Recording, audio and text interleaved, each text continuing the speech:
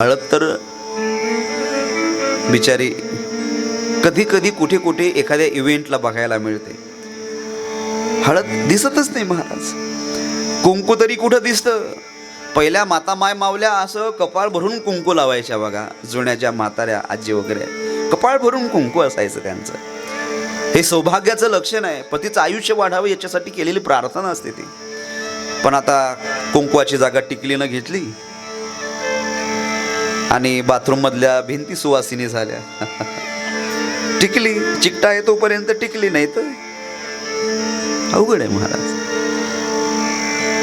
कपाळाला कुंकू असलं पाहिजे. कुंकवाच्या खाली हळदी असली पाहिजे. शिवपुराण सांगतं हरिद्रा कुंकुमम चैव सिंदूरम कज्जलस्मिन. म्हणजे हरिद्रा हळदी आणि कुंकू आपल्या कपाळावर असलंच पाहिजे. आपलं सौभाग्याचं ते लक्षण आहे. जर तुम्ही कपाळाला कुंकू लावलं नाही तर त्याने आयुष्यम हरते भरत्रीम. पतीच्या आयुष्यासाठी ती कल्पना आहे महाराज.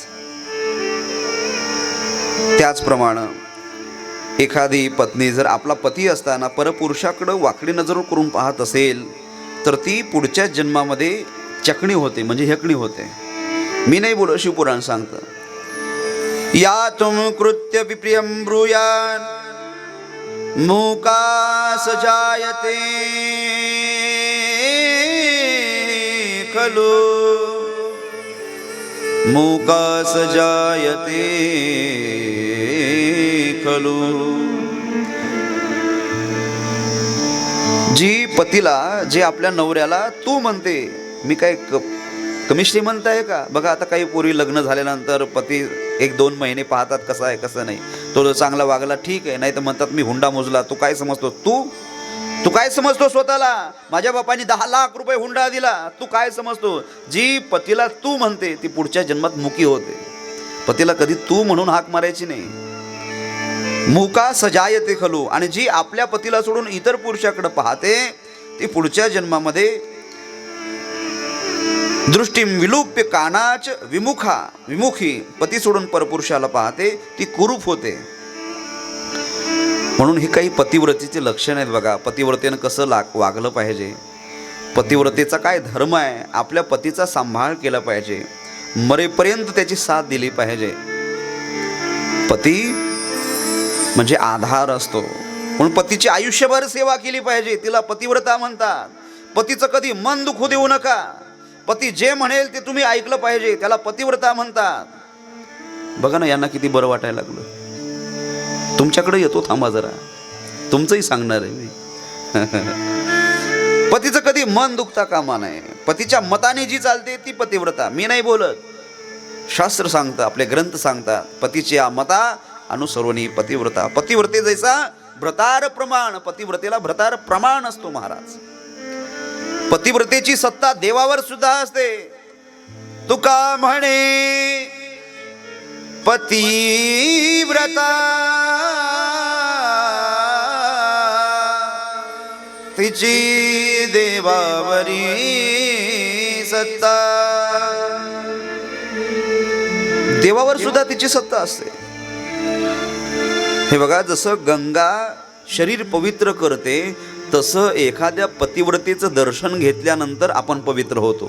शिवपुराणात आहे यथा गंगा बगाहीन शरीर पावन भवे तथा पतिव्रता दृष्ट सकल पावन भवे. यथा, जशी गंगा आपल्याला स्नान केल्यानंतर पवित्र करते, तथा पतिव्रताम दृष्ट्वा, एखाद्या पतिव्रतेचं दर्शन घेतलं तर आपण पवित्र होतो. एवढं पतिव्रतेचं महिमान शिवपुराणामध्ये सांगितलं जातं बघा. म्हणून पार्वते, तू असं संसार करत असताना राहिलं पाहिजे, वागलं पाहिजे. कैलास पर्वतावर ज्यावेळेस तू जाणार त्यावेळेस शिवजी सोबत तू असा सदाचार संपन्न आयुष्य जगत प्रपंच कर. आणि आता 4-2 हिताच्या गोष्टी ब्राह्मण पत्नीने आणि माता मेनानी पार्वतीला सांगितल्या. आता विदाईचा प्रसंग आला महाराज. सगळ्यात अवघड प्रसंग असतो महाराज तो. विदाई. मुलीचं लग्न झालेलं आहे आणि मुलगी पहिल्यांदा सासरी जात आहे. हे बघा, आईवडील 2 वेळेस रडत असतात बघा. एकदा ज्यावेळेस आपली मुलगी लग्न करून पहिल्यांदा सासरी जाते तेव्हा, आणि दुसऱ्यांदा ज्यावेळेस लग्न झाल्यानंतर आपला मुलगा आपल्याला घरादाराबाहेर काढतो आणि आपला वेगळा संसार थाटतो त्यावेळेस. लग्न होण्याच्या अगोदर मुलगा वेगळा का निघत नाही? कधी विचार केलाय? कधी विचार केला या गोष्टीचा? कधी बातमी आली 30 वर्षापर्यंत मुलगा आई वडिलांसोबत राहतो आणि वेगळा निघतो, असं ऐकलंय कधी? नाही. लग्न झाल्यानंतरच्या आयुष्यामध्ये असं काय होतं 2-4 महिन्यात की त्याला असं वाटतं की मी वेगळं निघलं पाहिजे. हे बघा, पत्नी त्या पत्नीला तुम्ही समजावून सांगा. सध्या फॅड झालेले महाराज, पत्नी पतीला वश करते आणि मग आईपासून तोडते. मातांनो, असं करू नका. तिला हाडाचं काढं रक्ताचं पाणी करून त्या पोटच्या गोळ्याला वाढवलेलं असतं. तुम्ही त्याला 2 महिन्यात जर तोडत असाल आणि वेगळा संसार थाटत असाल तर काय सांगावं, तुमच्यासोबत सुद्धा असं होऊ शकणार नाही. जसं पेरलं तसं उगवतं. ही सृष्टी आहे, हा निसर्ग आहे, ही प्रकृती आहे. एक ना एक दिवस ती फिरून पुन्हा आपल्याला भोगायलाच लावते महाराज. म्हणून तुम्ही जसं वागलं तसं तुम्हाला ही प्रकृती, ही सृष्टी फळ देणार आहे.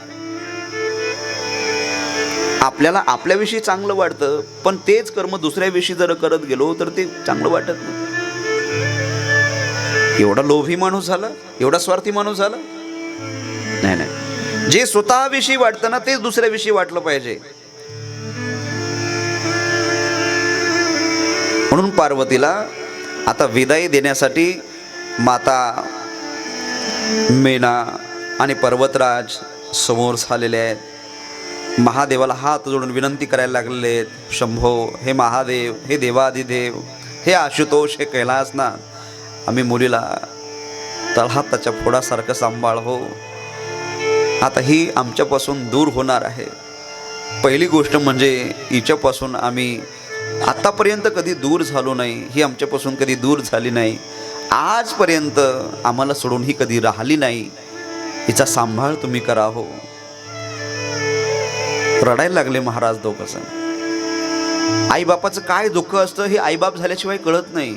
आपली मुलगी ज्यावेळेस विदाईला पहिल्यांदा आपण समोर जातो ना, लग्न झाल्यानंतर सासरी जाते ना, त्यावेळेस काय प्रसंग बीततो ज्यांच्यावर बीतला त्यांनाच माहिती आहे. बाप तर रडू शकत नाही. बाप घरात असतो, आई रडते, आई रडून मोकळी होते, पण बापाला रडता येत नाही. मी रडलो तर मग माझ्या परिवाराचं कसं होईल, या लेकरांचं कसं होईल? तो समोर रडत नाही, तो घरातल्या एका कोपऱ्यात बसून रडतो, ढसा रडतो. पोरीनो, आपला बाप समोर ठेवा, आपल्या बापाचा चेहरा समोर आणा.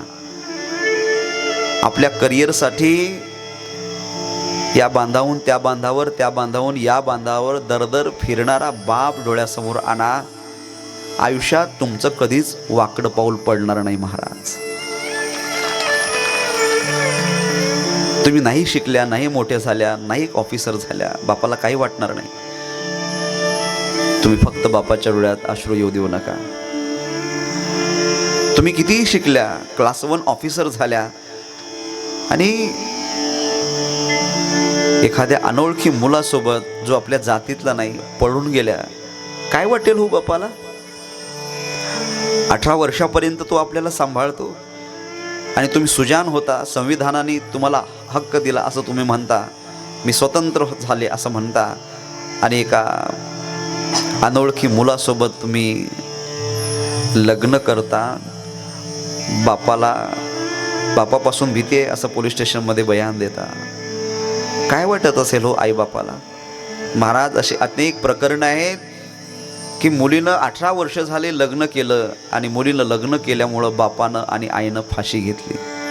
अनेक प्रकरणं तुम्हाला समाजात बघायला मिळतील हो. आपल्या आईचा, आपल्या बापाचा चेहरा डोळ्यासमोर ठेवा.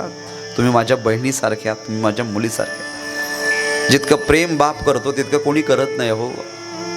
आपल्याला आईचा गवगवा सांगितला जातो, पण कधीतरी एका कोपऱ्यात बसलेला बाप आठवा.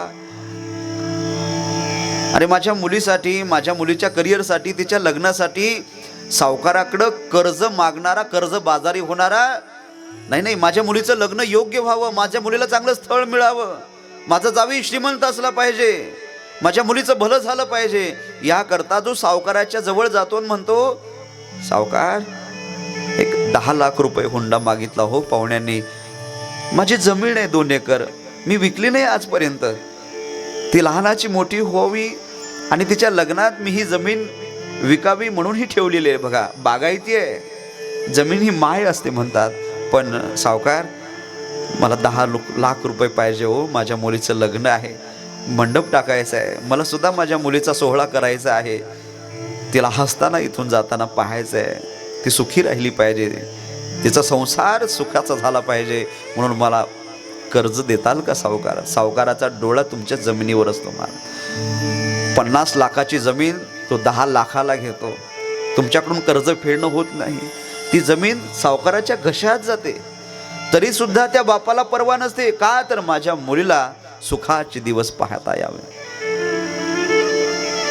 आपली कॉलेजची फी भरण्यासाठी जो आपले पैसे मोजतो, आपल्याला कधी ड्रेस घेत नाही, फाटक्या बनेलवर दिवसभर राहतो, कधी कपडा स्वतःला घेत नाही, पण माझ्या मुलीला चांगला ड्रेस घेतो, माझ्या मुलीच्या बड्डेला चांगलं सेलिब्रेशन करतो. तो बाप डोळ्यासमोर ठेवा. महाराज, जेवढं प्रेम बाप करतो तेवढं प्रेम जगात तुमच्यावर कोणीच करत नाही. म्हणून आयुष्यभर तुमच्या बापाच्या डोळ्यात तुमच्या वागण्यानं अश्रू येऊ देऊ नका. तो दारातून मुलीला पाहतो, मुलीला वाट लावण्याची सुद्धा त्याची हिंमत नसते की माझ्या काळजाचा तुकडा इतक्या दिवस वागवला, आता त्याला परक्या घरी जावं लागणार आहे. आतापर्यंत तो माझ्या काळजाचा तुकडा होता, पण आता तो परक्याच्या घरी जाणार आहे, आता ती परकी होणार आहे. म्हणून बाप दारातूनच रडत उभा असतो महाराज, जवळ येत नाही. हो, तो बाप कधीतरी आपण आठवला पाहिजे. बाप पाहे दारातुनी हरणी चालली कळपातुनी, जा सुखाने नांदायला तू मुली, जा सुखाने नांदायला तू मुली. आई सुद्धा म्हणते, बाळ नवमास म्या कष्ट विले, दुःख झाले या देहाला, केव्हा भेट देशी तू आई या जीवाला, आई या जीवाला,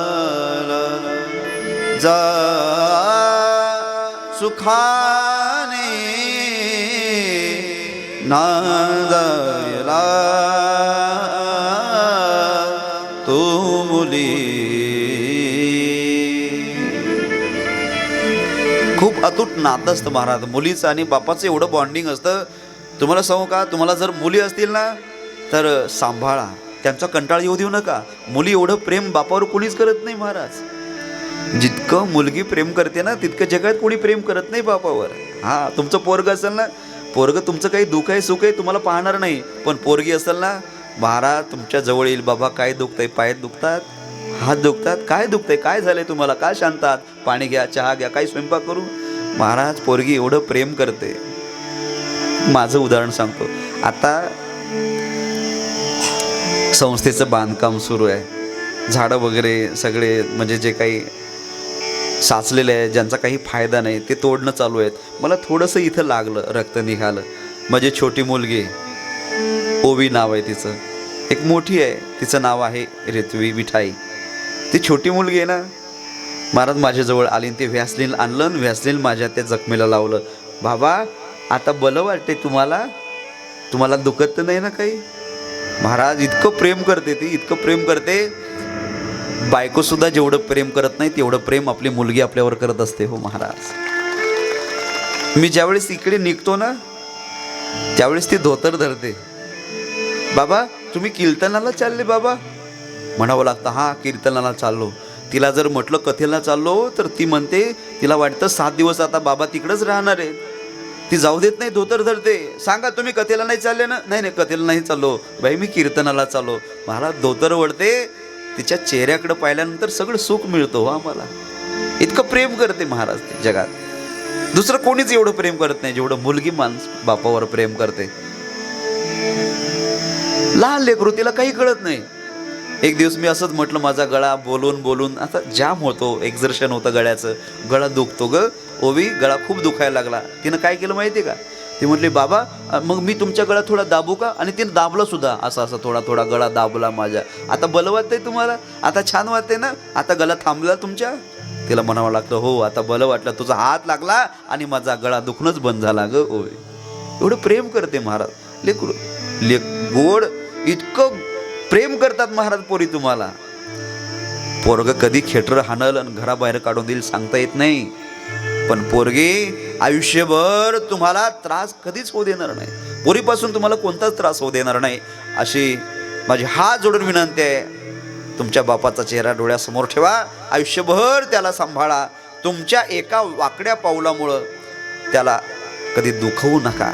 निर्णय घ्यायचा आहे ना लग्नाचा, अरे तुमच्यापेक्षा जास्त काळजी त्याला आहे. त्याला सांगा, काही कमी जास्त असेल बापाला फ्रेंड बनवा, बापाला मित्र बनवा, सुख दुःख त्याच्यासोबत शेअर करत राहा. बापाला सगळं सांगा महाराज. तुमच्या पोटात काही एक प्रकार आईला सांगू नका, पण बापाला सांगा, कारण की तो तुमच्या हिताचा नेहमी विचार करत असतो. म्हणून पर्वतराज मेना दोघेही बेशुद्ध पडले महाराज. आपल्या मुलीला आता पार्वतीला वाट लावणार आहेत, बिदाई आता इतक्या दिवस सोबत राहिलेली आहे आणि आता एकदम तोडणार आहेत. पर्वतराज रडायला लागले, मेना रडायला लागले. अत्युच्चै रोदनम चक्रे पार्वत्यापि रुरोदो उच्चै उच्चरन्ति कृपावचः उच्चरन्ति कृपावचः. दोघेही रडायला लागले, माता पार्वती सुद्धा रडायला लागली. दोन्ही रडून रडून मूर्छित झाल्या. पार्वतीही मूर्छित झाली आणि मेना सुद्धा मूर्छित झाली. शैलप्रिया शिवाचापि मूर्छा माप.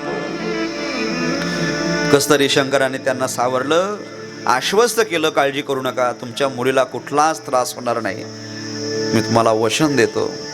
आणि मग शंकर पार्वती हे सगळे निघाले. आता धुसर वाढ झाली, डोळे पाण्याने डबडबले आहेत. आपली मुलगी निघाली निघाली निघाली, बारात निघून गेली. कैलास पर्वतावरती आता बारात आलेली आहे. शंकर, नंदी, भृंगी, श्रृंगी हे सगळे कैलास पर्वतावरती आता राहायला लागलेले आहेत. शिव कैलाशो केवासी धोले धालो की राजा शंकर संकट हरण ओ भोले बाबा शंकर संकट हरण. माझे शिव कैलासात आलेले आहेत. शिव कैलासो केवासी कैलासामध्ये आलेले आहेत आणि कैलासात आल्यानंतर आता एकदम कैलास सजलेला आहे. त्यांचं आगत स्वागत कैलासावर झालेलं आहे. अशा कैलास के निवासी नमो बार बार हो, आपको बार बार हम भी प्रणाम करते हैं. यह मंगल प्रसंग शिव पुराण का हम सुनकर कृतार्थ हो. इसी आशा के साथ, इसी भावना के साथ चले आगे बढ़े कैलास के निवासी भजन गाकर. ताट बसा एकदा एकदम. आता कैलासात आलो, आता विरहाचं वातावरण संपलं, आता आनंदाचं वातावरण सुरू झालं. कैलास के निवासी नमो बार बार हो, के निवासी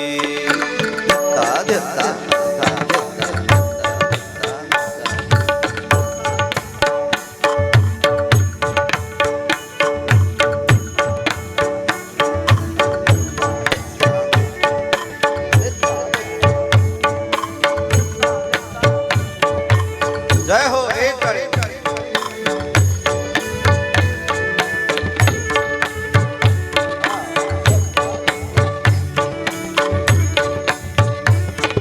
कैलाश के निवास कैलाश के निवास नमो बार बार हो आयो शरण तिहारी आयो शरण तिहारी प्रभु तार तार को कैलाश के निवासी कैलाश के निवासी कैलाश के निवासी कैलाश के निवासी हरि बोल जय शंभो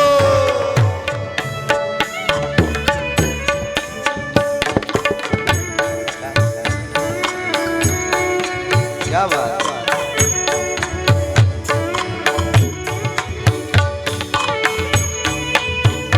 एकदा उठून उभे राहा उभे राहा उभे राहा उभे राहा असं जागच्या जागेवर जागच्या जागेवर जय हो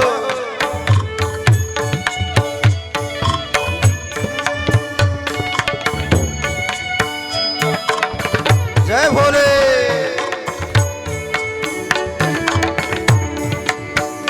क्या बात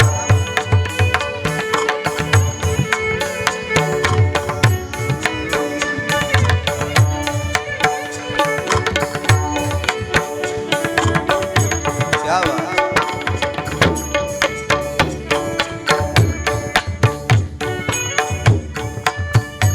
हरि बोल भक्तों को कभी शिव तूने निराश ना किया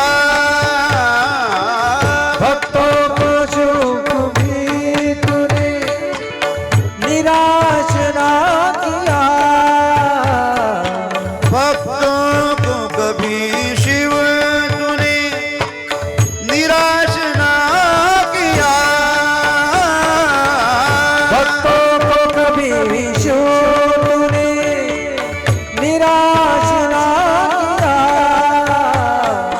मांगा जिसे जो चाहा मांगा जिसे जो चाहा वरदान दे दिया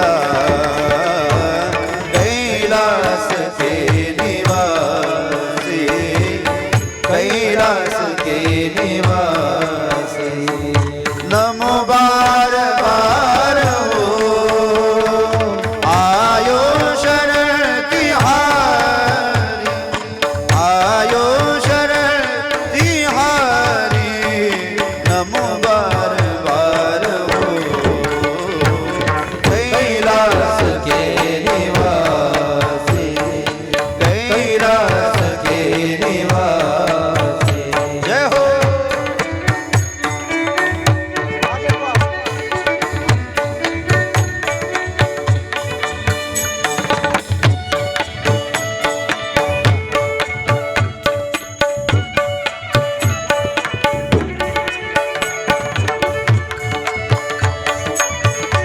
जय हो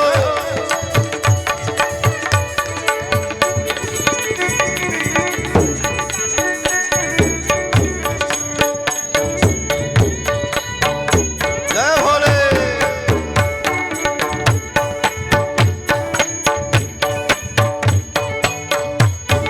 देखिए नुसतं उड्या मारणं म्हणजे नाचणं नसतं भक्तीचा आनंद सात्विक असतो थोडं रजोगुणाला बाजूला सारा आणि थोडा सात्विक आनंद घेत चला दोन्ही हात वर करून टाळ्या वाजवून भजन करायचंय एक जय हो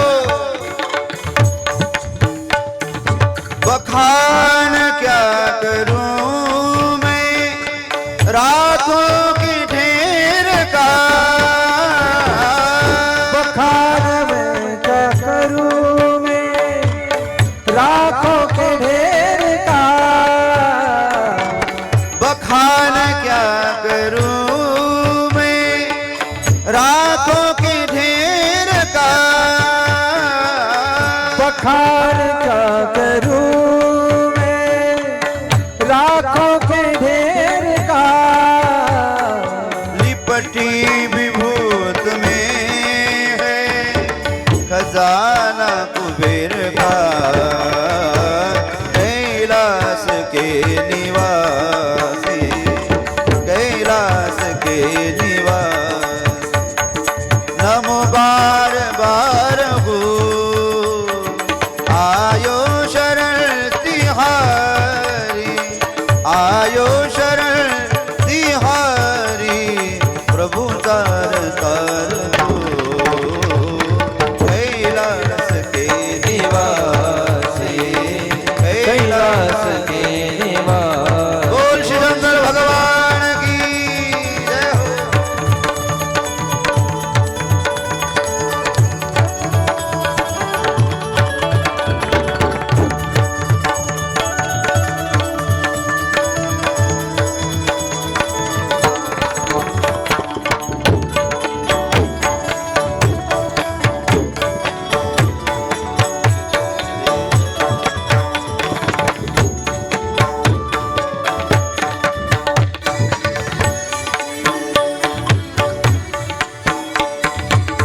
क्या क्या नहीं दिया है हम क्या प्रमाण दे,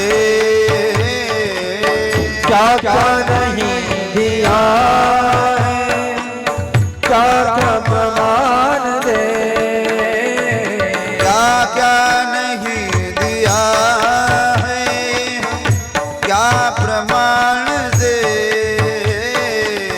क्या क्या नहीं दिया है क्या प्रमाण दे, तेरी कृपा है आसरे सारा जहान है, तेरी कृपा है आसरे सारा जहान दे, कैलाश के निवासी, नमो बार बार हो आयो शरण तिहारी, आयो शरण तिहारी, नमो तार तार तू कैलाश के निवासी, हाँ निवासी।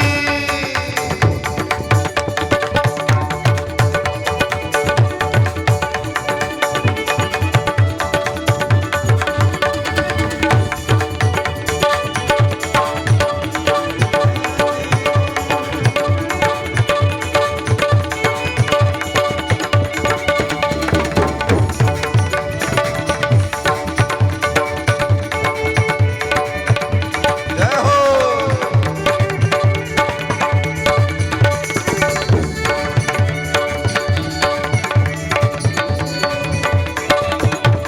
जय भोले, दोनों हाथ ऊपर उठाते हुए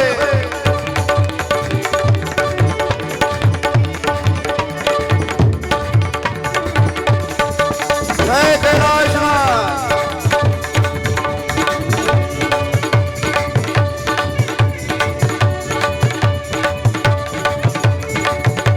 हर हर महादेव।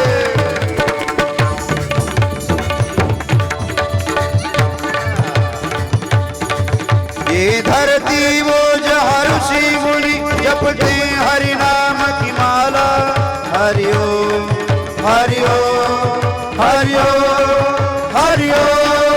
ये धरती वो जहाँ ऋषि मुनि जपते हरि नाम की माला, जपते हरि नाम की माला, जहाँ हर बार